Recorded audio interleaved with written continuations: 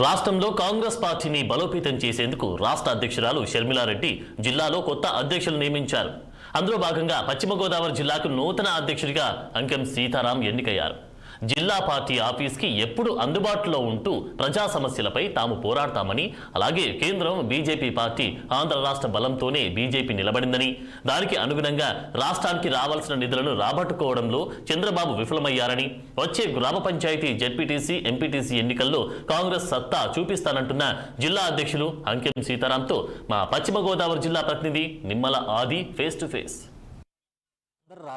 కాంగ్రెస్ పార్టీని బలోపేతం చేయడానికి రాష్ట్ర వ్యాప్తంగా జిల్లాల వారికి అధ్యక్షుల పదవులను అయితేనే ఎంపిక చేయడం జరిగింది. అందులో భాగంగా పశ్చిమ గోదావరి జిల్లాకు చెందిన అంకెం సీతారాములకి పశ్చిమ గోదావరి జిల్లా అధ్యక్షుడిగా నియమితయ్యారు. ప్రస్తుతం మనతో పాటు ఆయన ఉన్నారు, ఆయన అడిగి తెలుసుకుందాం.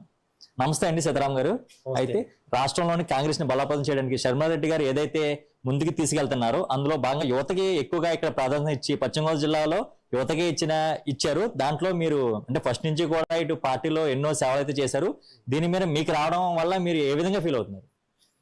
కంపల్సరీగా అందరూ మన కాంగ్రెస్ పార్టీ ముందుగా 6 టీవీ ప్రేక్షకులకు అభినందనలు తెలియజేస్తూ ఈ రోజున మన పశ్చిమ గోదావరి జిల్లా కాంగ్రెస్ పార్టీ జిల్లా అధ్యక్షుడిగా ఎన్నికవడం, దీనికి మా ముఖ్య కారణం షర్మిలారెడ్డి గారు, అలాగే మా గురువర్యులు కన్మూరి బాపురాజు గారు, మన కేబీఆర్ నాయుడు గారు, అలాగే యూత్ కాంగ్రెస్ నాయకులు, కాంగ్రెస్ మాకు ఎంతో మంది ఉన్నారు.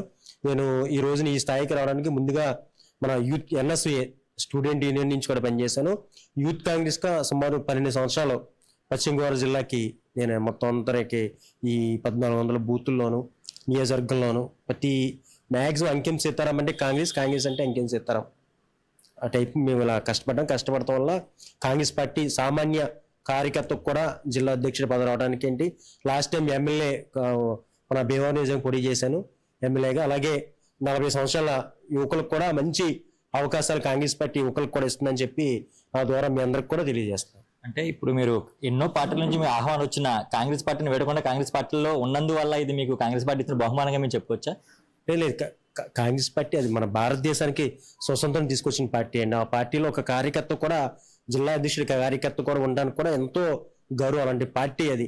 నెహ్రూ గారేంటి, గాంధీ గారేంటి, ఇందిరాగాంధీ ఏంటి, దేశానికి ప్రాణత్యాగం చేసిన కుటుంబం ఏదైనా ఉందంటే మన భారతదేశానికి కాంగ్రెస్ పార్టీ కుటుంబం. ఈ రోజు ఇంత అభివృద్ధి పదంలో మనం అంత ముందుకెళ్తున్నామంటే దానికి కాంగ్రెస్ పార్టీ ప్రభుత్వం. మన స్వతంత్రం రాకముందు చూసాం గుండు సూదే తయారు చేసే కంపెనీ లేదు. అలాంటిది ఈ రోజున మన సెల్ ఫోన్లోనే మొత్తం అంత టెక్నాలజీ.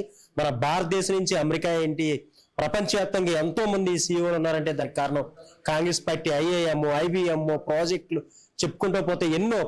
ఊరికి మనం ఒక గ్రామానికి వెళ్ళే సిమెంట్ రోడ్లు కూడా లేవు, రోడ్లు లేవు, కరెంట్లు లేవు, పక్కా ఇల్లు లేవు. అలాంటిది ఎన్నో ఇందిరమ్మ ఇల్లులు ఇచ్చి, పెన్షన్లు ఇచ్చి, లోన్లు ఇచ్చి, ఆరోగ్యశ్రీ అన్ని పేదవాడికి ఎప్పుడు కూడా అండగా ఉండే ఏకైక పార్టీ కాంగ్రెస్ పార్టీ.